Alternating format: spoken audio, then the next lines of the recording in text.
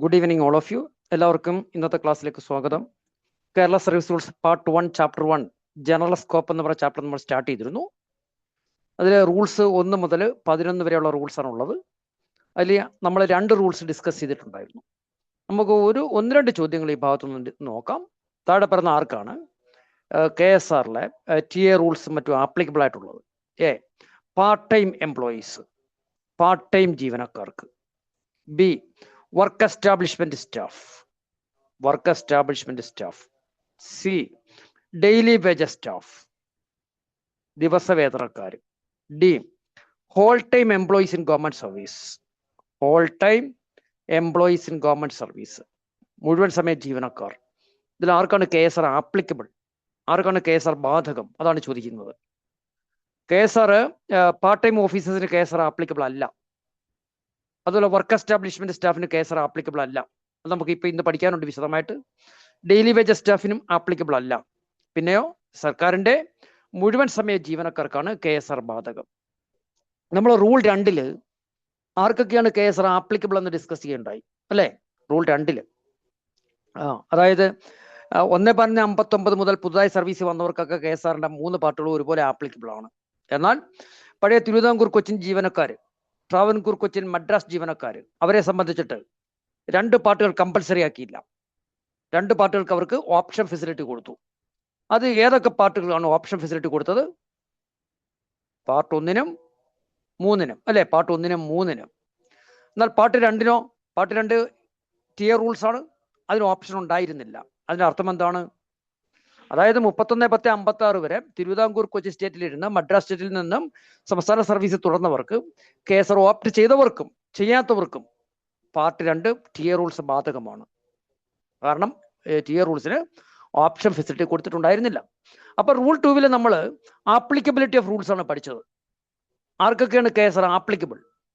Rule 3 these rules shall not apply to. ഈ ചട്ടങ്ങൾ applicable അല്ല. ഈ ചട്ടങ്ങൾ ആപ്ലിക്കബിൾ അല്ല. ആർക്കൊക്കെയാണ് ഈ ചട്ടങ്ങൾ ബാധകമല്ലാത്തവർ?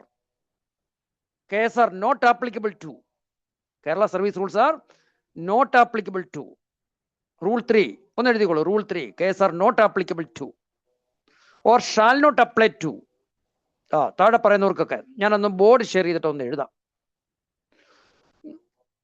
ഏതെങ്കിലും ഇമേജ് ഒക്കെ ഫോണിന്റെ സ്ക്രീനിൽ വരുന്നെങ്കിൽ അതൊന്ന് സ്വൈപ്പ് ചെയ്ത് ഹോം ബട്ടണിലേക്ക് വിട്ടാലും മതി കേട്ടോ.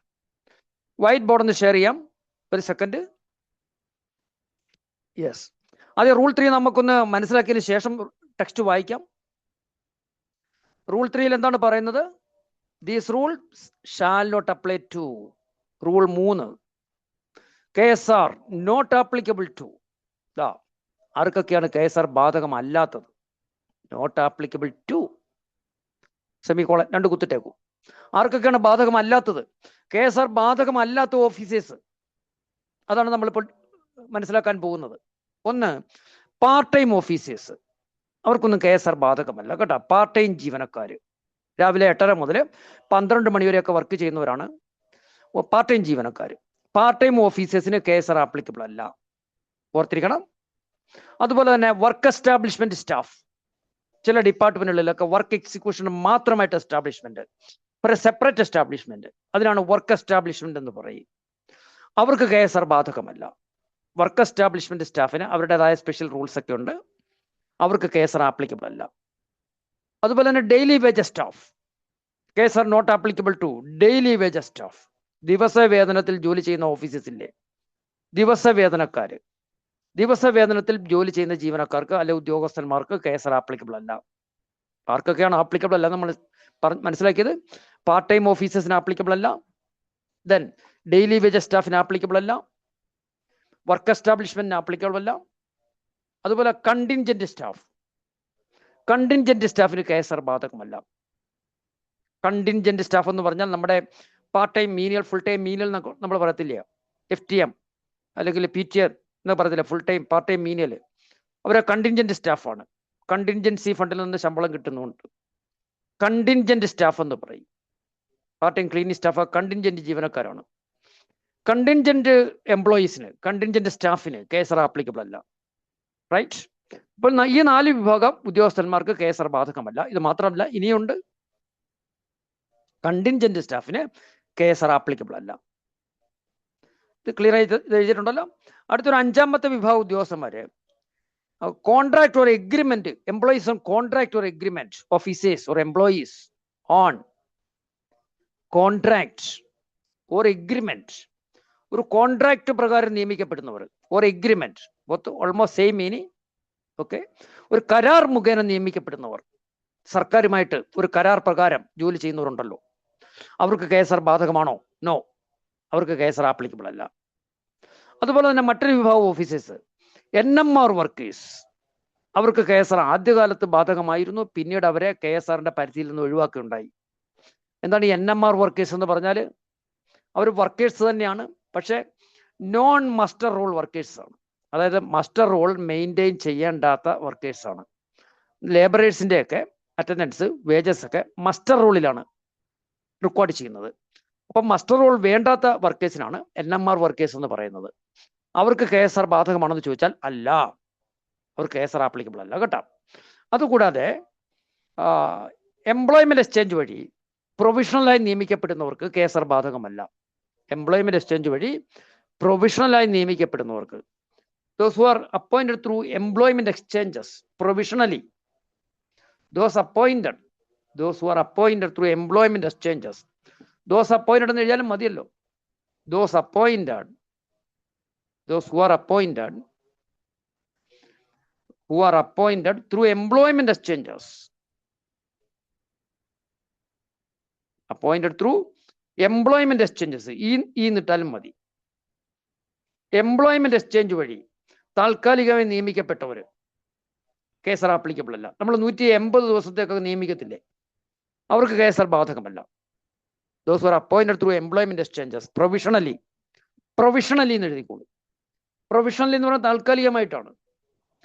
അത് പെർമനന്റ് ആയിട്ട് നിയമിക്കാറുണ്ട് എംപ്ലോയ്മെന്റ് വഴി, റെഗുലർ എംപ്ലോയീസിനെ എടുക്കാറുണ്ട്.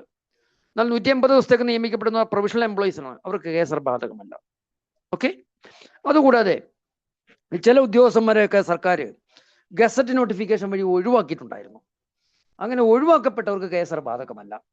ആരൊക്കെയാണെന്നൊന്നും പരീക്ഷയ്ക്ക് ചോദിക്കത്തില്ല. those who are specially excluded by notification in the gazette. Next number എഴുതിക്കോളൂ. 9 ആണെങ്കിൽ എത്ര നമ്പർ 9 ആണോ? those who are specially excluded, those who are 8 or 9 correct number എഴുതിക്കോളൂ. those who are specially excluded by notification, specially excluded, അതായത് സർക്കാർ തന്നെ ഒരു gazette notification വഴി ഒഴിവാക്കപ്പെട്ടവർ. those who are specially excluded by notification by government, in the gazette. ഒന്നും എഴുതിയില്ലെങ്കിലും കുഴപ്പമില്ല. those who are specially excluded by notification in the gazette by government, അവർക്ക് KSR ബാധകമല്ല. അടുത്തൊരു വിഭാഗം ഉദ്യോഗസ്ഥന്മാര് 31/10/56 മുമ്പ് സർവീസ് ചെയ്യുന്നവർ, KSR ഓപ്റ്റ് ചെയ്യാത്തവർ, അവർക്ക് KSR ബാധകമല്ല എന്ന് മനസ്സിലാക്കണം. അതായത് 31/10/56 മുമ്പ് തിരുവിതാംകൂർ കൊച്ചിൻ സർവീസ് ചെയ്യുന്ന, മദ്രാസ് സർവീസ് ചെയ്യുന്ന തുടർന്നവർക്ക് KSR ഓപ്റ്റ് ചെയ്തവരുണ്ട്, ചെയ്യാത്തവരുണ്ട്. അപ്പൊ ചെയ്യാത്തവർക്ക് KSR ബാധകമല്ല. അത് പാർട്ട് 1ഉം 3ഉം ആണ് ബാധകമല്ലാത്തത്. പാർട്ട് 2 അവർക്ക് കമ്പൽസറി ആണല്ലോ. those who were in service of TC or Madras, in service of TC Travancore Cochin or Madras on 31/10/56 വരെ തിരുവിതാംകൂർ കൊച്ചിൻ സർവീസിൽ ഇരുന്ന് and not opted to KSR opt ചെയ്യാത്തവർ, തുടർന്നവർ, and continued and not opted to KSR opt ചെയ്യാത്തവർ, പഴയ ആളുകൾ, പഴയ തിരുവിതാംകൂർ കൊച്ചിൻ ജീവനക്കാർ, KSR ഓപ്റ്റ് ചെയ്യാത്തവർ, ബ്രാക്കറ്റിൽ പാർട്ട് 1 and 3, പാർട്ട് 2 2 ആപ്ലിക്കബിൾ അല്ലേ, പാർട്ട് 1 and 3 നോട്ട് ആപ്ലിക്കബിൾ. ഏതൊക്കെ പാർട്ടുകളാണ് അവർക്ക് ആപ്ലിക്കബിൾ അല്ലാത്തത്, അല്ലെങ്കിൽ ഏതൊക്കെ പാർട്ടുകൾക്കാണ് അവർക്ക് ഓപ്ഷൻ ഫെസിലിറ്റി കൊടുത്തത്? they were given option facility for part 1 and 3. അല്ലേ? 1, 3 പാർട്ടുകൾക്കാണ് ഓപ്ഷൻ കൊടുത്തത്. പാർട്ട് 2 കമ്പൽസറി അവർക്ക് കേട്ടോ. പാർട്ട് 2 ആപ്ലിക്കബിൾ ആണ്. Part 2 tear rules applicable. അന്ന് നോട്ട് ചെയ്തോളൂ. അതുകൂടാതെ മറ്റു ചില ഉദ്യോഗസ്ഥന്മാര്, those were persons appointed by special rules or special provisions or any rules made under any law. Those who are appointed, those who are appointed, those who are persons who are, those who are appointed through or by special rules, special rules പ്രകാരം, വിശേഷാൽ ചട്ടങ്ങൾ പ്രകാരം നിയമിക്കപ്പെട്ടവർ, or special provisions അല്ലെ വിശേഷാൽ വ്യവസ്ഥകൾ വഴി നിയമിക്കപ്പെട്ടവർ, or under any rules made under any law, or any rules under any rules, under any rules made under any act or law, made under any act, ഏതെങ്കിലും നിയമത്തിന് കീഴിലുള്ള ചട്ടങ്ങൾ പ്രകാരം നിയമിക്കപ്പെട്ടവർ, ഈ കേസാറും കേസാറും ഒന്നും അല്ലാതെ സ്പെഷ്യൽ റൂൾസ് പ്രകാരം നിയമിക്കപ്പെട്ടവർ, വിശേഷാൽ ചട്ടങ്ങൾ വഴി നിയമിക്കപ്പെട്ടവർ, അവർക്ക് കേസാർ ബാധകമല്ല. അല്ല, സ്പെഷ്യൽ പ്രൊവിഷൻസ് ഒന്നും പറയാം. വിശേഷാൽ വ്യവസ്ഥകൾ വഴി നിയമിക്കപ്പെട്ടവർ, മലയാളം എഴുതുന്നവരൊക്കെ അങ്ങനെ നോട്ട് ചെയ്തോളൂ. വിശേഷാൽ ചട്ടങ്ങൾ വഴി, വിശേഷാൽ വ്യവസ്ഥകൾ വഴി, അല്ലെങ്കിൽ മറ്റേതെങ്കിലും നിയമത്തിന് കീഴിലുള്ള ചട്ടങ്ങൾ പ്രകാരം, persons appointed or officers appointed by special rules, special provisions or under any rules made under any act, അവർക്കൊന്നും കേസർ ബാധകമല്ല. ഇപ്പൊ ഉദാഹരണം, മന്ത്രിമാരുടെ പേഴ്സണൽ സ്റ്റാഫ് നേരിട്ട് നിയമിക്കപ്പെടുന്നവർ, അവർക്ക് കേസർ ആപ്ലിക്കബിൾ അല്ല. എക്സാമ്പിൾസ് എഴുതിക്കോളൂ, ഇതിന് ഉദാഹരണങ്ങൾ എഴുതിക്കോളൂ. Personal staff of ministers, example 1, personal staff of ministers, personal staff of ministers recruited direct. മന്ത്രിമാരുടെ പേഴ്സണൽ സ്റ്റാഫ് നേരിട്ട് നിയമിക്കപ്പെടുന്നവർ, ഡയറക്റ്റ് റിക്രൂട്ട്സ്. മന്ത്രിമാരുടെ പേഴ്സണൽ സ്റ്റാഫിനെ 2 രീതിയിൽ നിയമിക്കും. അതായത് സർക്കാർ ജീവനക്കാരെ തന്നെ ഡെപ്യൂട്ടേഷൻ എടുക്കും, അവർക്ക് കേസർ ആപ്ലിക്കബിൾ ആണ്. എന്നാൽ നേരിട്ട് നിയമിക്കപ്പെടുന്നവർക്കോ, പുറത്തുനിന്ന് നിയമിക്കപ്പെടുന്നവർക്ക് കേസർ ബാധകമല്ല. Personal staff of ministers, those who are recruited direct into the personal staff of ministers, അവർക്ക് കേസർ ആപ്ലിക്കബിൾ അല്ല. അതുപോലെ ഓൾ ഇന്ത്യ സർവീസ് ഓഫീസേഴ്സ്, അവർക്ക് കേസർ ബാധകമല്ല കേട്ടോ. ഓൾ ഇന്ത്യ സർവീസ് ഓഫീസേഴ്സിന് കേസർ ബാധകമല്ല. രണ്ടാമത്തെ ഉദാഹരണം എഴുതിക്കോ. All India service officers, IAS IPS officers, all India service officers ബ്രാക്കറ്റിൽ IAS IPS IFS, അവർക്കൊന്നും കേസർ ആപ്ലിക്കബിൾ അല്ല. ഇത് നമ്മൾ ലാസ്റ്റ് എഴുതിയ, അതായത് സ്പെഷ്യൽ റൂൾ, സ്പെഷ്യൽ പ്രൊവിഷൻസ്, മറ്റ് നിയമങ്ങൾ, ചട്ടങ്ങൾ എന്നൊക്കെ പറഞ്ഞില്ലേ, അതുപ്രകാരം നിയമിക്കപ്പെടുന്നവരാണല്ലോ ഇവരെല്ലാം, അവർക്ക് കേസർ ആപ്ലിക്കബിൾ അല്ല. അതുപോലെ ഹൈക്കോടതി ജഡ്ജസ്, ഹൈക്കോടതി ജഡ്ജസിന് കേസർ ആപ്ലിക്കബിൾ അല്ല. ഹൈക്കോടതി ജഡ്ജസ്, അതൊക്കെ സ്പെഷ്യൽ പ്രൊവിഷൻസ് ഉണ്ട്, അറിയാമല്ലോ, ജഡ്ജിമാരുടെ നിയമനമൊക്കെ, അവർക്ക് കേസർ ആപ്ലിക്കബിൾ അല്ല. ഹൈക്കോടതി ജഡ്ജസിന് കേസർ ആപ്ലിക്കബിൾ അല്ല. അതുപോലെ PSC ചെയർമാൻ മെമ്പേഴ്സിനൊന്നും കേസർ ആപ്ലിക്കബിൾ അല്ല. അതൊക്കെ പരീക്ഷയ്ക്ക് അങ്ങനെ ചോദിച്ചിട്ടുണ്ട്. PSC chairman members, PSC chairman and members Kesar applicable അല്ല. കോൺസ്റ്റിറ്റ്യൂഷണൽ പോസ്റ്റുകൾ അല്ലെ, സ്റ്റാറ്റ്യൂട്ടറി പോസ്റ്റുകളൊക്കെ ഉണ്ടല്ലോ. അതുപോലെ ഇൻഫർമേഷൻ കമ്മീഷണർ, ഇൻഫർമേഷൻ കമ്മീഷണേഴ്സ്, അവർക്ക് കേസർ ബാധകമല്ല. ഇൻഫർമേഷൻ കമ്മീഷണേഴ്സ്, ഇൻഫർമേഷൻ കമ്മീഷണേഴ്സിന് കേസർ ആപ്ലിക്കബിൾ അല്ല. ഇൻഫർമേഷൻ കമ്മീഷണേഴ്സ്, ഇൻഫർമേഷൻ കമ്മീഷണേഴ്സിന് കേസർ ആപ്ലിക്കബിൾ അല്ല. അതുപോലെ ലോകായുക്ത ജഡ്ജസ് ഒക്കെ, അവർക്കൊന്നും കേസർ ബാധകമല്ല. ഓക്കെ, അപ്പൊ ഇത്രയുമാണ് പ്രധാനമായിട്ടും കേസർ ആപ്ലിക്കബിൾ അല്ലാത്ത ഉദ്യോഗസ്ഥന്മാർ. മന്ത്രിമാരുടെ പേഴ്സണൽ സ്റ്റാഫ് ബാധകമല്ല. ഓൾ ഇന്ത്യ സർവീസ് ഓഫീസേഴ്സ്, ഹൈക്കോടതി ജഡ്ജസ്,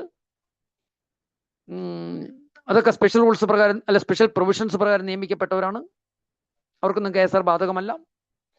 അതുകൂടാതെ പാർട്ട് ടൈം ജീവനക്കാർ, daily wage staff, work establishment staff, contingent employees, contract employees, employment exchange വഴി താൽക്കാലികമായി നിയമിക്കപ്പെട്ടവർ, ഗസറ്റ് നോട്ടിഫിക്കേഷൻ വഴി ഒഴിവാക്കപ്പെട്ടവർ, അവർക്കൊന്നും കേസർ ബാധകമല്ല.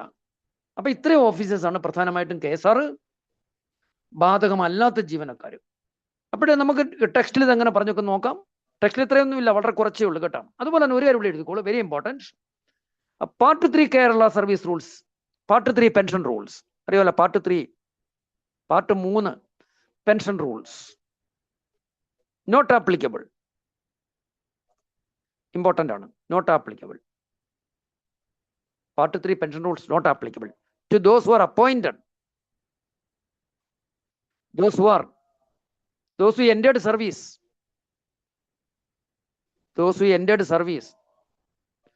on or after 1st April 2013, 1/4/2013 ശേഷം സർവീസിൽ വന്നവർക്ക് പാർട്ട് 3 പെൻഷൻ റൂൾസ് ആപ്ലിക്കബിൾ അല്ല. കാരണം അറിയാമല്ലോ, they are governed by national pension scheme, contributory pension scheme അല്ലേ. അത് പ്രകാരം കോൺട്രിബ്യൂട്ടറി പെൻഷൻ സ്കീമാണ്. പരീക്ഷയ്ക്ക് ചോദിച്ചിട്ടുണ്ട്, താഴെ പറയുന്ന ആർക്കൊക്കെയാണ് pension rules, part 3 pension rules ബാധകമല്ലാത്തത്? താഴെ പറയുന്ന ആർക്കൊക്കെയാണ് പാർട്ട് 3 പെൻഷൻ റൂൾസ് ബാധകമല്ലാത്തത്? A, part time contingent employees. ഈ കണ്ടിൻജന്റ് എംപ്ലോയീസിന് പാർട്ട് ടൈം ആയാലും ഫുൾ ടൈം ആയാലും KSR ആപ്ലിക്കബിൾ അല്ല എന്ന് പറയണം. പക്ഷെ ഫുൾ ടൈം ജീവനക്കാർക്ക് ലീവ് റൂൾസും മറ്റും ബാധകമാക്കിയിട്ടുണ്ട് കേട്ടോ. അത് അങ്ങനെ പരീക്ഷയ്ക്ക് ചോദിക്കാൻ സാധ്യത വളരെ കുറവാണ്. കണ്ടിൻജന്റ് ജീവനക്കാർക്ക് KSR ബാധകമല്ല. അപ്പൊ ഇവിടുത്തെ ചോദ്യം എന്താണ്? താഴെ പറയുന്ന ആർക്കാണ് KSRലെ പാർട്ട് 3 പെൻഷൻ റൂൾസ് ബാധകമല്ലാത്തത്? A, part time contingent employees. B, persons temporarily appointed through employment exchanges. അതായത് നമ്മൾ മുകളിൽ ഒരു 10-11 വിഭാഗം ഉദ്യോഗസ്ഥന്മാർ എഴുതിയില്ലേ, അതെല്ലാം 3 പാർട്ടുകളും ബാധകമല്ലാത്ത ഓഫീസേഴ്സ് ആണ് കേട്ടോ. 3 പാർട്ടുകളും ബാധകമല്ലാത്ത ഓഫീസേഴ്സ് ആണ്. ഇപ്പൊ ഇവിടുത്തെ ചോദ്യം എന്താണ്? അപ്പൊ അവർക്ക് ഈ പറഞ്ഞ ഓഫീസേഴ്സിന് പാർട്ട് 1ഉം പാർട്ട് 2ഉം പാർട്ട് 3 ഒന്നും ബാധകമല്ല. ഇവിടുത്തെ ചോദ്യം എന്താണ്? ഈ പാർട്ട് 3 പെൻഷൻ റൂൾസ് ആർക്കാണ് ആപ്ലിക്കബിൾ അല്ലാത്തത്? ഒന്ന്, part time contingent employees. A. B, employment exchange വഴി പ്രൊഫഷണൽ നിയമിക്കപ്പെട്ടവർ. ബി. സി, 1/4/2013 ശേഷം പുതുതായി സർവീസ് വന്ന regular employees. D, all the above. Both A, B and C above. ശരി ഉത്തരം ഏതാണ്? ഡി അല്ലേ? ഞാൻ ആദ്യം പറഞ്ഞത് പാർട്ട് ടൈം ജീവനക്കാർക്ക്, പാർട്ട് ടൈം കണ്ടിൻജന്റ് എംപ്ലോയീസിന് ബാധകമാണോ? അല്ലല്ലോ. എംപ്ലോയ്മെന്റ് എക്സ്ചേഞ്ച് വഴി താൽക്കാലികമായി നിയമിക്കപ്പെട്ടവർക്കും ബാധകമല്ലല്ലോ. അതുപോലെ റെഗുലർ സർവീസിൽ 1/4/2013 ശേഷം സർവീസ് വന്നവർക്കും പാർട്ട് 3 പെൻഷൻ റൂൾസ് ബാധകമല്ല. അപ്പം മോളി പറഞ്ഞ ആർക്കും തന്നെ ബാധകമല്ല. അതായത് നമ്മൾ ഇതുവരെ എഴുതിയിട്ടുള്ള, ഇതിനു മുമ്പ് വരെ എഴുതിയിട്ടുള്ളതിൽ 3 പാർട്ടും ബാധകമല്ലാത്ത ഓഫീസേഴ്സ് ആണ്. എന്നാൽ 1/4/2013 ശേഷം സർവീസിൽ വന്നവർക്ക് പാർട്ട് 3 ആപ്ലിക്കബിൾ അല്ല, ബട്ട് പാർട്ട് 1 and 2 ആപ്ലിക്കബിൾ ആണ് അല്ലേ? എല്ലാവർക്കും അറിയാമല്ലോ. ഇവർക്ക് പാർട്ട് 1ഉം 3ഉം പാർട്ട് 1 and 2 റൂൾസ് ബാധകമാണ്. പാർട്ട് 1 and 2 റൂൾസ് ആപ്ലിക്കബിൾ ആണ് ഇവർക്ക്, 1/4/2013 ശേഷം സർവീസിൽ വന്നവർക്കും. അവർക്ക് പാർട്ട് 3 ആണ് ബാധകമല്ലാത്തത് കേട്ടോ, ഓർത്തിരിക്കണം. പരീക്ഷയ്ക്ക് ചോദിച്ചിട്ടുള്ള ഒരു പോയിന്റ് ആണ്. I think it is clear now. Okay, അടുത്ത് നമുക്ക് ഇത് ടെക്സ്റ്റിൽ എങ്ങനെ പറഞ്ഞാൽ നോക്കാം. ടെക്സ്റ്റിൽ എത്രമാത്രം പറഞ്ഞിട്ടുണ്ടെന്ന് നോക്കാം. വെരി ഫ്യൂ കേട്ടോ, ഒള്ളി എ ലിറ്റിൽ. വളരെ കുറച്ച് കാര്യം മാത്രമേ പറഞ്ഞിട്ടുള്ളൂ. എത്ര എണ്ണം ഉണ്ടെന്ന് നോക്കാം. പക്ഷേ പരീക്ഷയ്ക്ക് നമ്മൾ ഈ എഴുതിയിട്ടുള്ളതെല്ലാം ചോദിച്ചിട്ടുണ്ട്. ഇതെല്ലാം പ്രീവിയസ് ചോദ്യങ്ങളെ ബേസ് ചെയ്തിട്ടാണ്. എപ്പോഴും അങ്ങനെയാണ് നമ്മളുടെ ഈ ഡിസ്കഷൻ പോകുന്നത്, അങ്ങനെയാണ് കേട്ടോ. പ്രീവിയസ് ചോദ്യങ്ങൾക്കാണ് പ്രാധാന്യം കൊടുക്കുന്നത് ടെക്സ്റ്റ് ഫോളോ ചെയ്യുന്നെങ്കിൽ. Yes, now let us see what the text says. These rules shall not apply to. ഈ ചട്ടങ്ങൾ ബാധകമല്ല. 3 പറഞ്ഞിരിക്കുകയാണ്. ഇതിങ്ങനെ നമ്മൾ ഓരോ റൂളും ഇതിനകത്ത് പഠിക്കൊന്നും വേണ്ട. അതിപ്പോൾ ഒരു ബുക്കിനും അങ്ങനെ ഓരോ റൂളും പഠിക്കണ്ട. പക്ഷെ ചില സ്പെസിഫിക് റൂൾസ് ഒക്കെ പറയുന്നതൊക്കെ പഠിച്ചിരിക്കണം, ഓർമ്മയിൽ നിൽക്കുന്നത് നല്ലതാണ്. KSRന് ഈ റൂള് ചോദിക്കുന്നത് വളരെ കുറവാണ്. എന്നാൽ ഫിനാൻഷ്യൽ കോഡ്, ബഡ്ജറ്റ് മാനുവലൊക്കെ ഒരു 10 മാർക്കിനൊക്കെ റൂളൊക്കെ ചോദിക്കാറുണ്ട്. ട്രഷറി കോഡിനൊക്കെ KSRന് വളരെ കുറവാണ്. യെസ്, അല്ല അതുകൊണ്ട് നമ്മൾ ഇപ്പം അതായത് KSR ആർക്കൊക്കെ ബാധകമല്ല എന്ന് പറയുന്നത് റൂൾ 3-ലാണല്ലോ. അങ്ങനെയൊന്നും ചോദിക്കത്തില്ല. ഏത് റൂളിലാണ് KSR ആപ്ലിക്കബിൾ അല്ല എന്നുള്ളവരുടെ ലിസ്റ്റ് എവിടെയാണ്? ആർക്കൊക്കെ ആപ്ലിക്കബിൾ അല്ല എന്ന് പറയുന്നത് ഏത് റൂളിലാണ്? അങ്ങനെ ചോദിക്കത്തില്ല. KSRനെ സംബന്ധിച്ച് നിങ്ങൾ അതിൻ്റെ എന്താ പറയുക, അതിൻ്റെ കണ്ടന്റ് അറിഞ്ഞിരുന്നാൽ മതി. അതിൻ്റെ ആ ജിസ്റ്റ്, അതിൻ്റെ ആ അതിൽ എന്തൊക്കെയാണ് അടങ്ങിയിരിക്കുന്നത് റൂൾ അറിഞ്ഞിരുന്നാൽ മതി. അതായത് റൂൾ നമ്പർ അല്ല, what is stated in the rules, അതാണ് കേട്ടോ. യെസ്. അപ്പോൾ KSR ആർക്കൊക്കെയാണ് ബാധകമല്ലാത്തത്? എ 3(1)(a) പറഞ്ഞിരിക്കുന്നു. Rule 3 clause 1 sub clause A, persons for whose appointment and conditions of employment, അതായത് നിയമനത്തിനും സേവന വ്യവസ്ഥകൾക്കും special provision is made by or under any law for the time being. അതായത് ഏതെങ്കിലും നിയമത്തിന് കീഴിൽ സ്പെഷ്യൽ പ്രൊവിഷൻ ഉണ്ടാക്കിയിട്ടുള്ളവർക്ക് എന്ന് പറഞ്ഞാൽ സ്പെഷ്യൽ റൂൾസ് പ്രകാരം നിയമിക്കപ്പെട്ടവർക്ക്, സ്പെഷ്യൽ പ്രൊവിഷൻ വ്യവസ്ഥ പ്രകാരം നിയമിക്കപ്പെട്ടവർക്ക്, or any rules made under any law or act, അവർക്കൊന്നും KSR ബാധകമല്ലല്ലോ. നമ്മൾ എഴുതിയ പോയിന്റ് അല്ലേ? യെസ്. അപ്പൊ സ്പെഷ്യൽ റൂൾസ്, സ്പെഷ്യൽ പ്രൊവിഷൻസ് ഒക്കെ ഇതാണ് പറയുന്നത്. ഇതുകൂടാതെ എഗ്രിമെന്റ് പ്രകാരം നിയമിക്കപ്പെട്ടവർക്ക് KSR ആപ്ലിക്കബിൾ അല്ല. അതാണ് ഇവിടെ പറയുന്നത്. ഇത്രയും കാര്യം പറഞ്ഞിട്ടുണ്ടെങ്കിലും പോയിന്റ് ഇതേ ഉള്ളൂ. അതായത് ഇപ്പൊ സർക്കാരിന് വേണമെങ്കിൽ ഏതൊരു വ്യക്തിയെയും, ഇപ്പൊ സർവീസിൽ ഇരിക്കുന്ന ഒരാളിനെ തന്നെ അദ്ദേഹത്തിന് KSRലെ സേവന വ്യവസ്ഥകളുമായി പൊരുത്തപ്പെടുന്നില്ല എന്ന് സർക്കാരിന് ബോധ്യപ്പെട്ടാൽ സർക്കാരിന് വേണമെങ്കിൽ ഒരു എഗ്രിമെന്റ് പ്രകാരം അതൊക്കെ കൊടുക്കാം. ഇനി അതല്ലെങ്കിൽ തന്നെ എഗ്രിമെന്റ് പ്രകാരം അല്ലെ കോൺട്രാക്ട് പ്രകാരം റൂൾ 8 പറയുന്നുണ്ടത് സർക്കാരിന്റെ എഗ്രിമെന്റ് പ്രകാരം ആളുകളെ നിയമിക്കാം. അങ്ങനെ എഗ്രിമെന്റ് പ്രകാരം നിയമിക്കപ്പെട്ട് കഴിഞ്ഞാൽ KSR അവർക്ക് ബാധകമല്ല. അതിപ്പോ ശമ്പളക്കാര്യത്തിലാകാം, അലവൻസിന്റെ കാര്യത്തിലാകാം, പെൻഷന്റെ കാര്യത്തിലാകാം, ലീവിന്റെ കാര്യത്തിലാകാം. ഒരു എഗ്രിമെന്റ് വഴി വ്യവസ്ഥകൾ ഉണ്ടാക്കി കഴിഞ്ഞാൽ അങ്ങനെയുള്ളവർക്ക് KSR ബാധകമല്ല. അതിന്റെ പോയിന്റ് എന്ന് പറഞ്ഞാൽ ഇതേ ഉള്ളൂ. KSR not applicable to persons appointed by an agreement. ഒരു എഗ്രിമെന്റ് വഴി നിയമിക്കപ്പെട്ട ഒരു വ്യക്തിക്ക് KSR ആപ്ലിക്കബിൾ അല്ല. നമ്മൾ അതിന്റെ പോയിന്റ് എഴുതിയിട്ടില്ലേ? അത് തന്നെയാണ്. ഒന്ന് വായിച്ചേക്കാം. Persons in respect of whose conditions of service, അതായത് സേവന വ്യവസ്ഥകളെ സംബന്ധിച്ച കാര്യങ്ങൾ, അതുപോലെ പേ ആൻഡ് അലവൻസസ്, ശമ്പളം, ബത്തകൾ, pension, leave or any of them, അല്ലെങ്കിൽ ഇതിൽ ഏതെങ്കിലും കാര്യത്തിന് persons in respect of special provision has been made by agreement entered into, അതായത് ഒരു എഗ്രിമെന്റ് പ്രകാരം വിശേഷാൽ വ്യവസ്ഥകൾ ഉണ്ടാക്കിയാൽ, before these rules were made, ഈ ചട്ടങ്ങൾ നിലവിൽ വരുന്നതിന് മുമ്പ് തന്നെ എഗ്രിമെന്റ് പ്രകാരം നിയമിക്കപ്പെട്ട് വരുന്നവർ, അല്ലെങ്കിൽ ഈ ചട്ടങ്ങൾ നിലവിൽ വന്നതിന് ശേഷം, or agreement entered into thereafter in pursuance of the provisions of Rule 8. ഇതൊക്കെ ഒന്ന് അറിഞ്ഞിരുന്നാൽ മതി. റൂൾ 8 നമുക്ക് പിന്നീട് ഡിസ്കസ് ചെയ്യാം. അതായത് ഈ ചട്ടങ്ങൾ നിലവിൽ വന്നതിന് ശേഷം റൂൾ 8 പ്രകാരവും നിയമിക്കാം. അങ്ങനെ എഗ്രിമെന്റ് പ്രകാരം നിയമിക്കപ്പെടുന്നവർക്ക് KSR ബാധകമല്ല. ദാറ്റ് ഈസ് ഓൺലി ജിസ്റ്റ് അല്ലേ?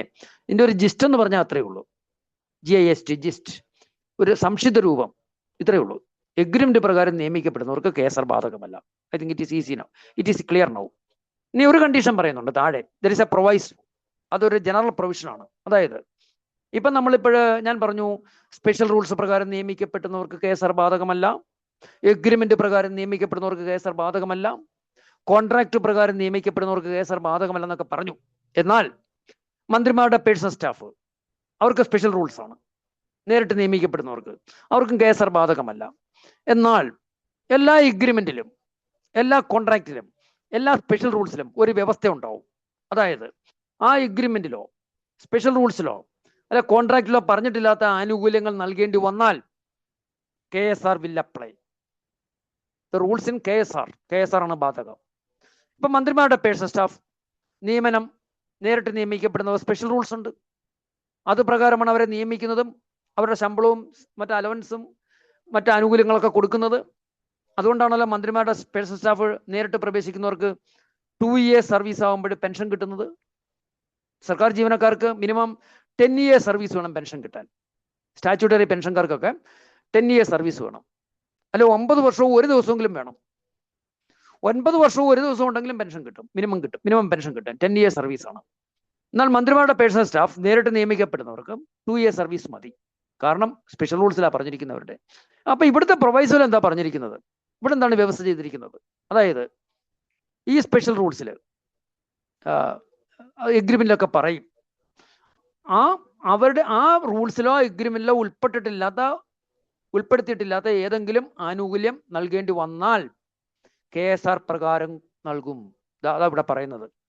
Provided that in respect of any matter not covered by the provisions special to him, special to any officer, എന്ന് പറഞ്ഞാൽ any matter not covered in the special rules, his service or post, ഒരു വ്യക്തിയുടെ നിയമനത്തിലായാലും എന്തിലായാലും these rules shall apply to any person coming within the scope of clauses A and B above. അതായത് മുകളിൽ പറഞ്ഞ എയിലും ബിയിലും പറഞ്ഞ ഉദ്യോഗസ്ഥന്മാർക്ക്, എ എന്ന് പറഞ്ഞാൽ സ്പെഷ്യൽ പ്രൊവിഷൻ ആണ്, ബി എഗ്രിമെന്റ് ആണ്, അങ്ങനെ നിയമിക്കപ്പെടുന്നവർക്ക് അവരുടെ അതിൽ പറഞ്ഞിട്ടില്ലാത്ത ആനുകൂല്യങ്ങൾ KSR പ്രകാരം കൊടുക്കും. That's okay I think. Next one നമ്മൾ എഴുതിയൊരു പോയിന്റ് ആണ്, അതായത് KSR ബാധകമല്ലാത്ത മറ്റൊരു വിഭാഗം ഉദ്യോഗസ്ഥന്മാർ അതുകൂടെ പറയുന്നുണ്ട്. ഇത് റൂൾ 3യുടെ ക്ലോസ് 2 നോട്ട് വിസ്റ്റാൻഡിങ്. നമ്മൾ അതിലെന്താ പറയുന്നത് ഞാൻ പറഞ്ഞേക്കാം. അതായത് ഗസറ്റ് നോട്ടിഫിക്കേഷൻ വഴി ഒഴിവാക്കപ്പെട്ടവർക്ക് KSR ബാധകമല്ല നമ്മൾ എഴുതിയില്ലേ, അതാണ് ഇവിടെ പറയുന്നത്. അത് ചിലരെയൊക്കെ പൂർണ്ണമായിട്ട് ഒഴിവാക്കിയിട്ടുണ്ട്. ആരെയൊക്കെ ഒഴിവാക്കിയെന്ന് നമ്മൾക്ക് പഠിക്കേണ്ട ആവശ്യമില്ല, അത് KSR പറയുന്നതല്ലോ. അതൊക്കെ ഗവൺമെന്റ് റൂൾസ് എക്സിക്യൂട്ടീവ് ഉത്തരവ് വഴി ഗസറ്റ് നോട്ടിഫിക്കേഷൻ വഴിയാണ് അപ്രകാരം ചെയ്തിരിക്കുന്നത്. അതുകൊണ്ട് ആരെങ്കിലും താഴെ പറയുന്ന ആരെയൊക്കെയാണ് ഒഴിവാക്കിയെന്നൊന്നും പരീക്ഷയ്ക്ക് ചോദിക്കില്ല കേട്ടോ. അപ്പോൾ ഇവിടെ പറയുന്നത്, അതായത് notwithstanding anything contained in rule 2. Rule 2ൽ എന്ത് തന്നെ അടങ്ങിയിട്ടുണ്ടെങ്കിൽ പോലും ദ ഗവൺമെന്റ് മേ, സർക്കാർ അങ്ങനെ ചെയ്യാം. ഗവൺമെന്റ് മേ എക്സ്ക്ലൂഡ്, സർക്കാരിന് ഒഴിവാക്കാം. ഗവൺമെന്റ് മേ എക്സ്ക്ലൂഡ് ഹോളി, പൂർണ്ണമായിട്ട്, ഫോർ ഇൻ പാർട്ട് അല്ലെങ്കിൽ ഭാഗികമായി, from the operation of these rules any officer or any class of officers. ഏത് വിഭാഗ ഉദ്യോഗസ്ഥനെയും, ഏത് വിഭാഗ ഉദ്യോഗസ്ഥനെയും by notification the gazette. Government may by notification in the gazette exclude wholly or in part from the operation of these rules any officer or any class of such officers. ഏത് ഉദ്യോഗസ്ഥനെയും ഏത് വിഭാഗം ഉദ്യോഗസ്ഥനെയും സർക്കാരിനെ യുക്തമെന്ന് തോന്നിയാൽ ഒരു ഗസറ്റ് നോട്ടിഫിക്കേഷൻ വഴി പൂർണ്ണമായോ ഭാഗികമായോ ഈ ചട്ടത്തിന്റെ പരിധിയിൽ നിന്ന് ഒഴിവാക്കാം. ടു ഹൂം, അവരെ സംബന്ധിച്ചിട്ട്, to whom government shall declare that. അങ്ങനെ ഒഴിവാക്കപ്പെട്ടാൽ സർക്കാർ പ്രഖ്യാപിക്കും that the rules these rules cannot be applied to such a persons. അങ്ങനെയുള്ളവർക്ക് these rules cannot suitably be applied. അവർക്ക് ഇത് ബാധകമാക്കാൻ പറ്റില്ല എന്ന് സർക്കാർ പ്രഖ്യാപിക്കും. അങ്ങനെ ഒഴിവാക്കി കഴിഞ്ഞാൽ എന്ന് പറഞ്ഞാൽ ആപ്ലിക്കബിൾ അല്ല എന്ന് പ്രഖ്യാപിക്കും ആരെങ്കിലും ഒഴിവാക്കിയാൽ. അപ്പോൾ എത്രത്തോളം ഒഴിവാക്കിയാൽ അത്രത്തോളം പിന്നെ അവർക്ക് ബാധകമല്ല. And these rules shall thereupon, അതിന്മേൽ it is extent of such exclusion, ആ ഒഴിവാക്കലിന്റെ പരിധിയോളം. അതായത് ഇഫ് ഹോളി എക്സ്ക്ലൂഡഡ്, പൂർണ്ണമായിട്ട് ഒഴിവാക്കിയാൽ പൂർണ്ണമായിട്ട് ബാധകമല്ല. ഇഫ് എക്സ്ക്ലൂഡഡ് ഇൻ പാർട്ട് ആണെങ്കിലോ ഭാഗികമായി ബാധകമല്ല. പൂർണ്ണമായും ഭാഗികമായി ഏത് രീതിയിലായാലും, അതായത് to the extent of such exclusion, ആ ഒഴിവാക്കലിന്റെ പരിധി എങ്ങനെയാണോ ഒഴിവാക്കുക അത്രത്തോളം these rules cease to apply. Cease meaning അറിയാമല്ലോ, ദീസ് റൂൾസ് സീസ്, സ്റ്റോപ്പ് അല്ലേ, cease to apply, cease fire, stop fire എന്നല്ലേ പറഞ്ഞത്. സീസ് ടു അപ്ലൈ അക്കോർഡിംഗ്ലി, അത് പ്രകാരം ഈ ചട്ടങ്ങൾ പിന്നെ അവർക്ക് ബാധകമല്ല. ചുരുക്കി പറഞ്ഞാൽ ഇതിന്റെ ജിസ്റ്റ് എന്ന് പറഞ്ഞാൽ KSR not applicable to those who are excluded by government by notification the gazette. നമ്മൾ എഴുതിയൊരു പോയിന്റ് അല്ലേ, ദാറ്റ്സ് ഇനഫ് ഐ തിങ്ക്. അതുപോലെ തന്നെ നമ്മൾ ഇത് നേരത്തെ KS ആൻഡ് SSRനെ കുറിച്ച് ഡിസ്കസ് ചെയ്തിരുന്നു. എന്താണ് KS ആൻഡ് SSRന്റെ ഫുൾ ഫോം? കഴിഞ്ഞ ക്ലാസ്സിൽ എല്ലാവരും എഴുതിയെടുത്തിട്ടുണ്ടല്ലോ. Kerala state and subordinate service rules എന്നാണ്. 1958 ചട്ടമാണ്. KSRO 1959 ചട്ടമാണ്. ഈ കേരള സ്റ്റേറ്റ് ആൻഡ് സബോർഡിനേറ്റ് സർവീസിന് 2 പാർട്ട് ഉണ്ടെന്നും പാർട്ട് 1ൽ 2 റൂൾസേ ഉള്ളെന്നും പാർട്ട് 2ൽ 38 റൂൾസ് ഉണ്ട്. I think it is 38 or 39 rules ഉണ്ട്. പാർട്ട് 2ൽ, എക്സ്ക്യൂസ് മീ ഒരു സെക്കൻഡ്, കറക്റ്റായിട്ട് മനസ്സിലാക്കി പോവാം, ചോദിക്കത്തോന്നില്ല പരീക്ഷയ്ക്ക്. 39 റൂൾസ് ഉണ്ട്. അതിൽ ഈ പാർട്ട് 2ലെ റൂൾ 9 പ്രകാരമാണ് ടെമ്പററി ആയിട്ട് ഓഫീസേഴ്സിനെ നിയമിക്കുന്നത്. അങ്ങനെ ടെമ്പററി ആയി നിയമിക്കപ്പെടുന്നവർക്ക് KSR as a whole not applicable കേട്ടോ. ടെമ്പററി ആയി നിയമിക്കപ്പെടുന്നവർക്ക് മൊത്തത്തിൽ ബാധകമല്ല, except the extent specified by the government എന്ന് ഇവിടെ പറയുന്നുണ്ട്. കൂടുതൽ കാര്യത്തിലും ബാധകമാണ് കേട്ടോ. ഇത് പോയിന്റ് എഴുതിയൊന്നും വേണ്ട, അറിഞ്ഞിരുന്നാൽ മതി. അടുത്തൊരു ഗവൺമെന്റ് ഡിസിഷൻ ആണ്. നമ്മൾ നേരത്തെ കഴിഞ്ഞ ദിവസം ഞാൻ പറഞ്ഞു പല ചട്ടങ്ങളുടെയും താഴെ ഇപ്പൊ നമ്മൾ വായിച്ചത് ഒരു നോട്ടാണ്. ഈ നോട്ടെന്ന് പറഞ്ഞാൽ നോട്ട് ബിലോ റൂൾ 3 ആണ് അല്ലേ, റൂൾ 3ന് താഴെയുള്ള നോട്ടാണ്. Here we can see a government decision. This is government decision, this also the government decision below rule 3. ഒന്നും പ്രത്യേകിച്ച് ആരും എഴുതിയെടുക്കണ്ട കേട്ടോ. ടെക്സ്റ്റ് ഉള്ളവരൊന്നും നോക്കിക്കൊണ്ടാൽ മതി. ടെക്സ്റ്റിൽ വരച്ചും എഴുതിയൊന്നും വെക്കരുതെന്നേ ഉള്ളൂ. ഒന്നും പെൻസിൽ കൊണ്ട് പോലും മാർക്ക് ചെയ്ത് വെക്കരുത്. അത് ടെക്സ്റ്റിൽ പേജ് നമ്പർ 4 ഗവൺമെന്റ് ഡിസിഷൻ. ഇത് നമ്മൾ മനസ്സിലാക്കിയ ഒരു കാര്യം തന്നെയാണ്. അതുകൊണ്ട് ആരും ഒന്നും എഴുതിയെടുക്കൊന്നും വേണ്ട.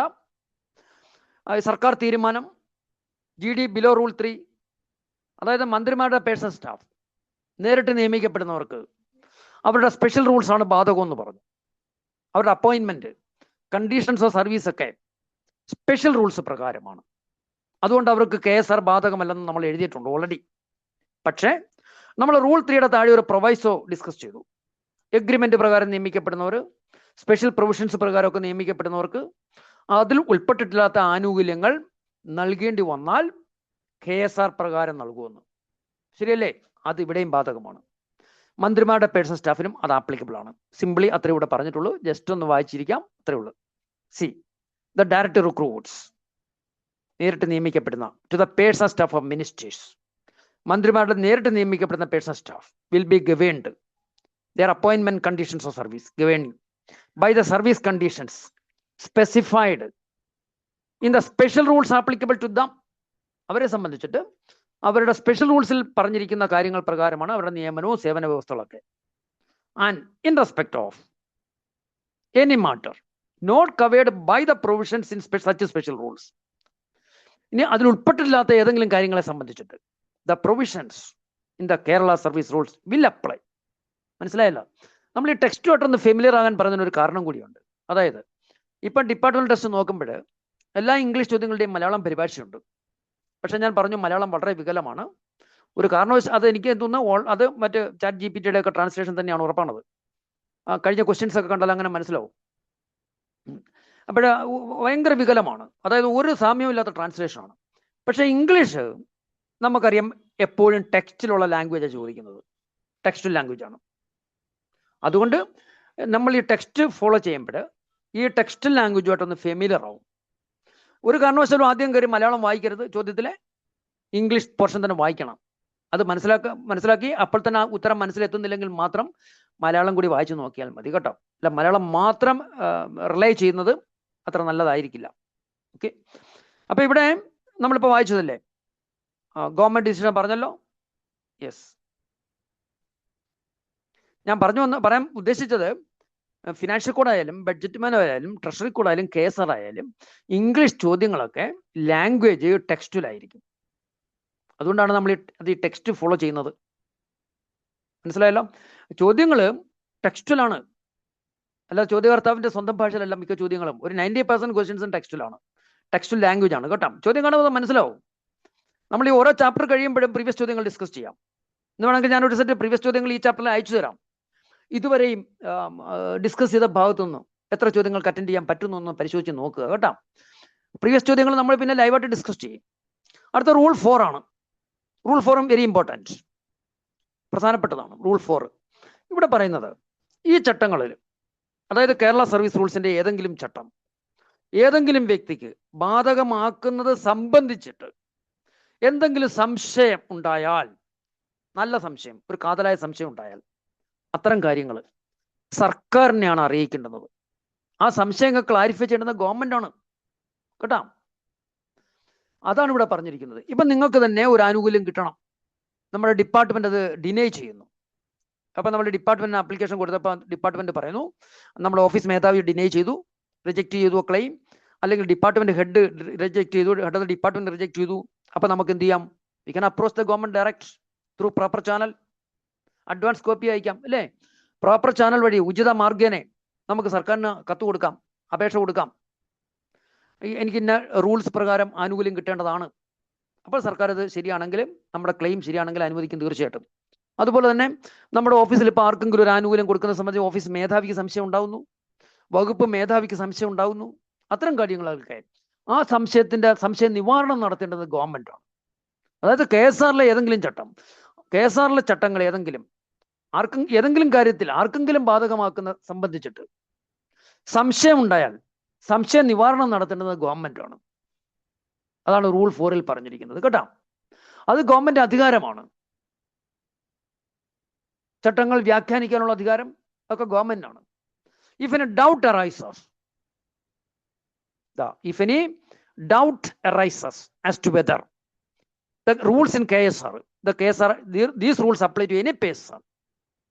If a doubt arises as to whether these rules apply to any person, ഏതെങ്കിലും വ്യക്തിക്ക് ഈ ചട്ടങ്ങൾ ബാധകമാക്കുന്നത് സംബന്ധിച്ചിട്ട് എന്തെങ്കിലും സംശയം ഉയരുകയാണെങ്കിൽ ഉണ്ടായാൽ it shall be referred to the government and decided by the government, and the decision of the government shall be final. ആ കാര്യത്തിൽ സർക്കാർ തീരുമാനമായിരിക്കും അന്തിമം. സർക്കാരിനാണ് അത് എഴുതേണ്ടുന്നത്. സർക്കാരിന് വേണ്ടി ഫിനാൻസ് ഡിപ്പാർട്ട്മെന്റാണ് ചെയ്യുന്നത്. പരീക്ഷയ്ക്ക് ഒരു ചോദ്യം ഇതാണ്: if in doubt arises as to whether these rules apply to the rules in KSR would apply to any person, it will be decided by, or it shall be referred to A, finance department, B, government, C, accountant general, D, Kerala governor. ഇവിടെ finance department ഉണ്ട്, ഗവൺമെന്റും ഉണ്ട്. അതാ the best suitable answer ഏതാണ്? It is government. The right answer is not suitable. Right answer is government. Finance ഡിപ്പാർട്ട്മെന്റും ഉണ്ട്, ഗവൺമെന്റും ഉണ്ടെങ്കിൽ ഗവൺമെന്റ് ആണ് ഉത്തരം. എന്നാൽ മറ്റു രീതിയിൽ ചോദിച്ചിട്ടുണ്ട്: if a doubt arises as to whether the rules in KSR would apply to any person, it will be decided by or referred to A, home department, B, general administration department, GAD, C, revenue department, D, finance department. ഇവിടെ ഡിപ്പാർട്ട്മെന്റുകൾ മാത്രമാണ് ചോയ്സിൽ. അപ്പൊ home അല്ല, GAD അല്ല, revenue അല്ല, finance department ആണ്. അങ്ങനെയും പരീക്ഷയ്ക്ക് ചോദിക്കാം കേട്ടോ. That's okay. ഐ തിങ്ക് ഇത് ക്വസ്റ്റ്യൻ ആണ്. റൂൾ നമ്പർ 4 ചോദ്യമാണ്. യെസ്, എഴുതുമ്പോഴേ വേണമെങ്കിൽ റൂൾ നമ്പർ 4 ക്വസ്റ്റ്യൻ എന്നൊക്കെ ഒന്ന് എഴുതി വിടുന്നത് നല്ലതാണ്. ബുക്കിനകത്ത് ഇതിനകത്തൊന്നും പുസ്തകത്തിൽ എഴുതരുത് കേട്ടോ. നമ്മുടെ നോട്ട്ബുക്കിൽ റൂൾ നമ്പർ 4 ക്വസ്റ്റ്യൻ നോക്കിയാൽ മതി. ഈ ചോദ്യങ്ങൾ വരും. സിംപിളി നമുക്ക് പാസ്സാകാവുന്ന പേപ്പറാണ് KSR. അതായത് ടെക്സ്റ്റ് ഇല്ലാതെ ജയിക്കാൻ പറ്റുന്ന ഒരു ബുക്ക് എന്ന് പറഞ്ഞാൽ, ഒരു പേപ്പർ എന്ന് പറഞ്ഞാൽ KSR ആണ്. ഈ ക്ലാസ്സിൽ ഒരു പ്രാവശ്യം കേൾക്കുക, അല്ലെങ്കിൽ നിങ്ങൾ നിങ്ങളുടെ സ്റ്റൈലിൽ ഇപ്പം എൻ്റെ ക്ലാസ് അറ്റൻഡ് ചെയ്തില്ലെങ്കിലും നന്നായി ഡീപ്പായിട്ട് പഠിച്ചു കഴിഞ്ഞാൽ മറ്റേതെങ്കിലും സോഴ്സിൽ ഗൈഡ് ഉപയോഗിച്ചോ അല്ലെ യൂട്യൂബ് വീഡിയോസ് കേട്ടോ. യൂട്യൂബിലൊക്കെ ഒത്തിരി വീഡിയോസ് ഒക്കെ ഉണ്ടല്ലോ, പക്ഷെ അതൊന്നും സിസ്റ്റമാറ്റിക് ആയിരിക്കത്തില്ല. യൂട്യൂബ് വീഡിയോസിന് എൻ്റെ വീഡിയോസും കിടപ്പുണ്ട്. ഞാൻ എല്ലാ വീഡിയോസും യൂട്യൂബിൽ ഇടത്തില്ലല്ലോ ആരും തന്നെ. കുറച്ചൊക്കെ അങ്ങുമൊക്കെ ഇടും, കുറച്ച് പ്രീവിയസ് ചോദ്യങ്ങളൊക്കെ ആയിരിക്കും. അപ്പം നമുക്ക് ബേസിക്കായിട്ടൊന്നും പഠിക്കാനോ അല്ല സിസ്റ്റമാറ്റിക് ആയിട്ട് പഠിക്കാനോ യൂട്യൂബ് ചാനൽ വഴി പാടാണ്. പക്ഷെ ചിലപ്പോൾ ജയിക്കാൻ പറ്റും, അങ്ങനെയൊക്കെ പാസ്സാകുന്നുണ്ട്. എങ്ങനെയായാലും നന്നായി പ്രിപ്പയർ ചെയ്താൽ പുസ്തകമില്ലാതെ KSR ജയിക്കാം കേട്ടോ. യെസ്, അടുത്ത റൂൾ 5 ആണ്. റൂൾ 5 അത്ര പ്രധാനപ്പെട്ടതല്ല, നമ്മൾ ഡിസ്കസ് ചെയ്തൊരു പോയിന്റ് ഇതാണ്. ഒന്ന് വായിച്ചു വിട്ടേക്കാം, എഴുതിയൊന്നും വേണ്ട. അതായത് നമ്മൾ നേരത്തെ പറഞ്ഞു റൂൾ 3 ഏതെങ്കിലും സ്പെഷ്യൽ റൂൾസ് പ്രകാരം നിയമിക്കപ്പെട്ടാൽ, അല്ലെങ്കിൽ മറ്റേതെങ്കിലും നിയമപ്രകാരം അതിന് കീഴിലുള്ള ചട്ടങ്ങൾ പ്രകാരം നിയമിക്കപ്പെട്ടാൽ, അല്ലെ സ്പെഷ്യൽ പ്രൊവിഷൻസ് പ്രകാരം നിയമിക്കപ്പെട്ടാൽ അവർക്കൊന്നും KSR ബാധകമല്ലെന്ന് റൂൾ 3 പറഞ്ഞിട്ടുണ്ട്. ഇത് ഇവിടെ മറ്റൊരു രീതിയിൽ പറഞ്ഞതേ ഉള്ളൂ. അതായത് ഈ ചട്ടങ്ങൾ നിലവിൽ വന്ന തീയതിയിൽ, ഈ ചട്ടങ്ങൾ എന്ന് മുതലാണ് നിലവിൽ വന്നത്? സംസ്ഥാനം രൂപീകൃതമായത് 1/11/1956 അല്ലേ സ്റ്റേറ്റ് രൂപീകൃതമായത്. എന്നാൽ ഈ ചട്ടങ്ങൾ നിലവിൽ വരുന്നത് 1/11/1959. അപ്പോൾ സ്റ്റേറ്റ് രൂപീകൃതമായതിനു ശേഷവും ഏറെക്കുറെ 3 വർഷം പൂർത്തിയാകുന്നതോടനുബന്ധിച്ചിട്ടാണ് 3 വർഷം ആയപ്പോഴൊക്കെയാണ് ഈ ചട്ടങ്ങൾ ആപ്ലിക്കബിൾ ആവുന്നത്, ഓപ്പറേറ്റീവ് ആവുന്നത്. അപ്പോൾ ഈ 56-നും ഈ 31/10/1959 മധ്യേ ധാരാളം പേര് സ്പെഷ്യൽ റൂൾസ് പ്രകാരമോ എഗ്രിമെന്റ് പ്രകാരമോ ഒക്കെ നിയമിക്കപ്പെട്ട് ജോലി ചെയ്ത് വരുന്നുണ്ടായിരുന്നു. അപ്പൊ അങ്ങനെയുള്ളവരുടെ ആനുകൂല്യങ്ങളെ ഈ ചട്ടങ്ങൾ നടപ്പിൽ വരുന്നത് വഴി ഹനിക്കപ്പെടാൻ പാടില്ല, അവരുടെ ആനുകൂല്യം നിഷേധിക്കാൻ പാടില്ല എന്ന് അവരെ ഒന്ന് പ്രൊട്ടക്ട് ചെയ്യാൻ വേണ്ടി എഴുതി ഉണ്ടാക്കിയ ഒരു ചട്ടമാണ് ഇത് കേട്ടോ. നമ്മൾ എഴുതിയൊന്നും വേണ്ട. ഇനി nothing in these rules, just ഒന്ന് വായിച്ചേക്കാം. നത്തിങ് ഇൻ ദീസ് റൂൾസ്, ഈ ചട്ടങ്ങളിലെ യാതൊന്നും തന്നെ, or any rules made under these rules shall operate, അല്ലെങ്കിൽ ഈ ചട്ടങ്ങൾ കീഴിൽ ഉണ്ടാക്കിയിട്ടുള്ള ഏതെങ്കിലും ചട്ടം തന്നെ, nothing shall operate. That means these rules shall not operate, nothing round ചെയ്താൽ, to deprive, deny any person any right or privilege it which he is entitled by or under any law. അതായത് ഏതെങ്കിലും നിയമപ്രകാരം, നിയമം വഴി അവകാശങ്ങൾ അനുഭവിച്ചുകൊണ്ടിരിക്കുന്ന ഉദ്യോഗസ്ഥന്മാരുടെ ആനുകൂല്യങ്ങളെ, അവകാശങ്ങളെ ഈ ചട്ടങ്ങൾ പ്രകാരം നിഷേധിക്കാൻ പാടില്ല. അല്ലെ കോൺട്രാക്ട് പ്രകാരം ആനുകൂല്യങ്ങൾ കിട്ടുന്നവരെ, or by the terms of any contract agreement, അവരുടെയും ആനുകൂല്യങ്ങളെ നിഷേധിക്കാൻ പാടില്ല. അത്രയേ ഉള്ളൂ. അടുത്ത റൂൾ 6 ആണ്. റൂൾ 6 അത്ര പ്രധാനപ്പെട്ടതല്ല, ഒന്ന് പറഞ്ഞു വിട്ടേക്കാം. ഇവിടെ സബ്സ്റ്റാൻറ്റീവ് പോസ്റ്റ് എന്നുള്ളൊരു പദമുണ്ട്. What you mean by substantive post? That is permanent post എന്ന് പറയും. അപ്പൊ അത്ര അറിഞ്ഞിരുന്നാൽ മതി കേട്ടോ. സബ്സ്റ്റാൻറ്റീവ് പോസ്റ്റ് എന്ന് പറഞ്ഞാൽ പെർമനന്റ് പോസ്റ്റ് എന്നാണ്. നമുക്ക് ചാപ്റ്റർ 2 വളരെ വിശദമായി പഠിക്കാനുള്ളതാണ്. Substantive officer, officiating officer, substantive appointment, officiating appointment എന്നൊക്കെ പറയും. ഇപ്പൊ സബ്സ്റ്റാൻറ്റീവ് പോസ്റ്റ് എന്ന് പറഞ്ഞാൽ പെർമനന്റ് പോസ്റ്റ് ആണ്. അതും ഈ ചട്ടങ്ങൾ നിലവിൽ വന്ന തീയതിയിൽ ഒരു സബ്സ്റ്റാൻറ്റീവ് പോസ്റ്റിൽ ജോലി ചെയ്തു വന്നിരുന്ന ഉദ്യോഗസ്ഥന്മാരുടെ ആനുകൂല്യങ്ങളെ അദ്ദേഹത്തിന്റെ സമ്മതം കൂടാതെ നിഷേധിക്കാൻ പാടില്ല. ജസ്റ്റ് ഒന്ന് വായിച്ചാൽ മതി. പരീക്ഷയ്ക്ക് പ്രധാനപ്പെട്ട ഒന്നുമല്ല. Nothing in these rules or any rule made under these rules shall operate to affect it to the disadvantage of any person holding a substantive post under government to whom these rules apply, the conditions of service in respect of his pay and allowances, leave, pension or any of them. അതായത് ഒരു substantive പോസ്റ്റിൽ ജോലി ചെയ്യുന്ന ഉദ്യോഗസ്ഥന്റെ ശമ്പളം, അവധി, pension, ഇതിൽ എന്തെങ്കിലുമൊക്കെ ആയിക്കോട്ടെ, shall not apply to operate to affect the disadvantage, ദോഷം ഉണ്ടാക്കുന്ന രീതിയിൽ അഫക്ട് ചെയ്യുന്ന രീതിയിൽ ഓപ്പറേറ്റ് ചെയ്യാൻ പാടില്ല. Unless such person gives his consent. അങ്ങനെയുള്ള വ്യക്തി അതിന് സമ്മതം കൊടുക്കാത്ത പക്ഷം, സമ്മതം കൊടുക്കുന്ന പ്രശ്നമില്ല കേട്ടോ. ഓക്കെ, അപ്പൊ ഇതാണ് റൂൾ 6 പറഞ്ഞിരിക്കുന്നത്. അടുത്തത് റൂൾ 7 ആണ്. It's very important. റൂൾ 7 ചോദ്യം വരും കേട്ടോ, ചോദ്യങ്ങളുണ്ടാവും എപ്പോഴും, ഇമ്പോർട്ടൻ്റ് ആണ്. റൂൾ 7 പറഞ്ഞിരിക്കുന്നത്, ഈ ചട്ടങ്ങളിൽ ആർക്കെങ്കിലും ഒരു ഇളവ് കൊടുക്കണമെങ്കിൽ സർക്കാരാണ് ചെയ്യുന്നത്. ചട്ടങ്ങൾ ഇളവ് ചെയ്യുകയോ, ഒന്നിൽ ഇളവ് ചെയ്ത് കൊടുക്കും കേട്ടോ, ഇളവ് ചെയ്യുകയോ, ഇളവ് കൊടുക്കുക, അല്ലെങ്കിൽ ഒഴിവാക്കി കൊടുക്കുക, ചട്ടം ഒഴിവാക്കി കൊടുക്കാം. ആർക്കെങ്കിലും ഇളവ് കൊടുക്കുന്നത്, ഈ ചട്ടത്തിന്റെ ഓപ്പറേഷനിൽ നിന്ന് ഒരു ഇളവ്, ഒരു അയവ്, റിലാക്സ് ചെയ്യുന്നത് ഗവൺമെന്റ് ആണ്. സർക്കാർ ചട്ടങ്ങൾ ഇളവ് ചെയ്ത് കൊടുക്കുകയോ ഒഴിവാക്കി കൊടുക്കുകയോ ചെയ്യും. അത് അർഹതയുള്ള കേസിലാണ്. ഇംഗ്ലീഷ് എഴുതാൻ വരട്ടെ. റൂള് 7, ആവശ്യമെന്ന് കണ്ടാൽ അർഹതയുള്ള കേസുകളിൽ ചട്ടങ്ങൾ ഇളവ് ചെയ്ത് കൊടുക്കുകയോ ഒഴിവാക്കി കൊടുക്കുകയും ചെയ്യും സർക്കാരാണ് അത് ചെയ്യുന്നത്. ചട്ടങ്ങൾ ഇളവ് ചെയ്ത് കൊടുക്കാനോ ഒഴിവാക്കി കൊടുക്കാനുള്ള അധികാരം സർക്കാരിനുണ്ട്. മലയാളം എഴുതുന്നവർ അങ്ങനെ നോട്ട് ചെയ്ത് കൊടുത്തോളൂ.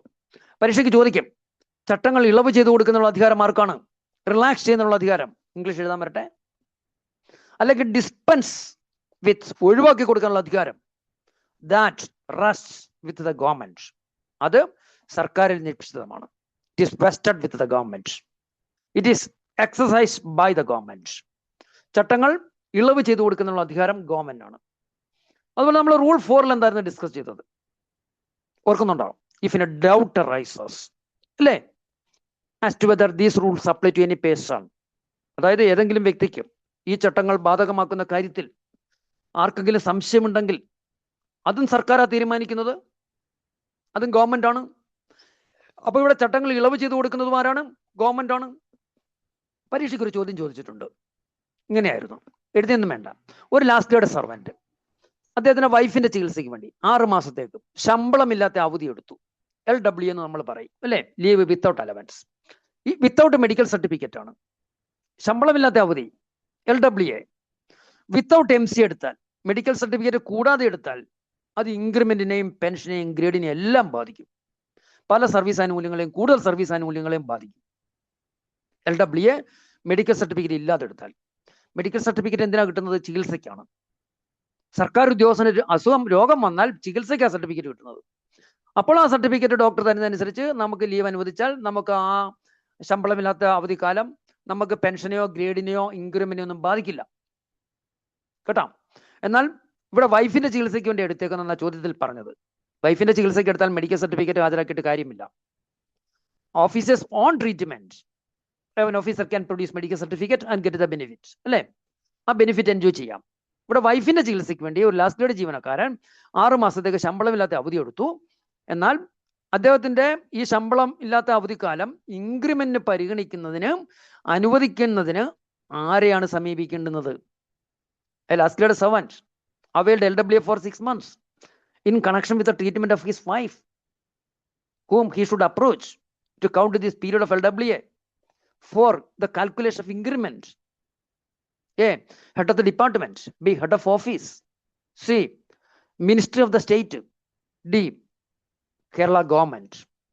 ചട്ടങ്ങൾ ഇളവ് ചെയ്തു കൊടുക്കാനുള്ള അധികാരം ഗവൺമെന്റിനാണ്. മനസ്സിലായല്ലോ? ഞാൻ റൂൾ ഒന്ന് വായിക്കാം, അതിനുശേഷം നമുക്ക് അതിന്റെ പോയിന്റ് ചെറുതായിട്ടൊന്ന് എഴുതിയേക്കാം. ഒരു ചെറിയ സെന്റൻസ് മതി. Where government are satisfied that, സർക്കാരിന് ബോധ്യപ്പെടണം അങ്ങനെയുള്ള കാര്യങ്ങളിൽ, that the operation of any rule under these rules, ഈ ചട്ടത്തിന് കീഴിലുള്ള ഏതെങ്കിലും ചട്ടത്തിന്റെ പ്രവർത്തനം, application, causes undue hardship in any particular case, ഏതെങ്കിലും പ്രത്യേക കേസിൽ ആർക്കെങ്കിലും അതീവ ക്ലേശം, ബുദ്ധിമുട്ട്, അതിയായ സങ്കടം, ഹാർഡ്ഷിപ്പ് ഉണ്ടാക്കുന്നു സർക്കാരിന് ബോധ്യപ്പെട്ടാൽ, government may relax, government may dispense with or relax the rule. കേട്ടോ? The requirement of that rule. സർക്കാർ ആ കാര്യത്തിലേക്ക്, അതിന്റെ ആവശ്യത്തിലേക്കും ചട്ടങ്ങൾ ഇളവ് ചെയ്തു കൊടുക്കും. പക്ഷെ സർക്കാരിന് ബോധ്യപ്പെടണം ഈ ചട്ടത്തിന്റെ പ്രവർത്തനം ആർക്കെങ്കിലും അതീവ ബുദ്ധിമുട്ടുണ്ടാക്കുന്നു സർക്കാരിന് ബോധ്യപ്പെടണം. അങ്ങനെയുള്ള കേസിലാണ് ഇളവ് കൊടുക്കുന്നത്. It such extent and subject to conditions, വ്യവസ്ഥകൾ ഉണ്ടാകാം, as government may consider necessary for dealing the case in a just and equitable manner. Just and equitable, to provide justice, to provide equal justice, നീതിപൂർവ്വം കൈകാര്യം ചെയ്യാൻ, അതല്ലെങ്കിൽ ന്യായപൂർവ്വം കൈകാര്യം ചെയ്യാൻ, നീതി ന്യായവും, ജസ്റ്റ് ആൻഡ് ഇക്വിറ്റബിൾ മാനർ, അതിനുവേണ്ടി ചട്ടങ്ങളിൽ സർക്കാർ ഇളവ് ചെയ്തു കൊടുക്കാം. കേട്ടോ? അപ്പൊ നമുക്ക് ചുരുക്കി ഒരു ചെറിയ പോയിന്റ് ആയിട്ടൊന്ന് എഴുതാം. Government may dispense with or relax the rules എന്ന് എഴുതിക്കോളൂ. പോയിന്റ് മാത്രം എഴുതാം. Government may dispense with or relax the rules. സർക്കാർ ചട്ടങ്ങൾ ഇളവ് ചെയ്യുകയോ ഒഴിവാക്കി കൊടുക്കുകയോ ചെയ്യും. ഇഫ് ദ ഓപ്പറേഷൻ, ബാക്കി മുകളിലുള്ളത് എഴുതിക്കോളൂ, ഞാൻ വേറൊരു മഷിയിൽ അണ്ടർലൈൻ ചെയ്യാം. If the operation of any rule causes, any rule in KSR, any rule in KSR, ഇനി KSR എഴുതേണ്ട ആവശ്യമില്ലല്ലോ, നമ്മൾ KSR അല്ലേ പഠിക്കുന്നത്. Government may dispense with or relax the rules if the operation of any rule causes undue hardship in any case. Particular ഒന്നും വേണ്ട, adjectives ഒക്കെ നമുക്ക് വിടാം. undue hardship in any case. Clear ആണല്ലോ? ചെറിയ സെന്റൻസ് ആയില്ലേ? Government may dispense with or relax the rules if the operation of any rule causes undue hardship in any case. I think it is clear now. എഴുതിയെടുത്തോ? ശരിയാണോ? ഒരു idea കിട്ടിയല്ലോ? എഴുതിയെടുത്തിട്ടുണ്ടല്ലോ? Yes. ആർക്ക് സംശയം വല്ലതും ഉണ്ടോ? ആ പോയിന്റ് ക്ലിയർ അല്ലേ? Yes. അപ്പൊ ഇത്രയുമാണ് ഇന്ന് നമ്മൾ ഇത്രയും കാര്യം ഡിസ്കസ് ചെയ്യുന്നുള്ളൂ. നമുക്ക് അടുത്ത ക്ലാസ്സുകളിൽ റൂൾ 8, 9, 10, 11 ഡിസ്കസ് ചെയ്യാം. ഇനിയിപ്പോൾ ഒരു ക്ലാസ് കൂടെ ആകുമ്പോൾ അതങ്ങ് തീരും. കേട്ടോ? ഇതിപ്പം ഈ ചാപ്റ്ററിലെ 3ാമത്തെ ക്ലാസ് ആണ്. ഇതിന്റെ റെക്കോർഡ് ചെയ്ത വീഡിയോ കിട്ടും. ലൈവ് ക്ലാസ് അറ്റൻഡ് ചെയ്തിട്ടില്ലാത്തവർക്ക് എല്ലാവർക്കും കിട്ടും. ഞാൻ മൊബൈൽ ആപ്പ് വഴിയും കിട്ടും ഇതിന്റെ ക്ലാസ്സുകളെല്ലാം. ഇവിടെ ഇന്നത്തെ ക്ലാസ്സിന്റെ ഡിസ്കഷൻ ഞാൻ ഇവിടെ ഒന്ന് സ്റ്റോപ്പ് ചെയ്യാണ്. ഒരു സെക്കൻഡ്.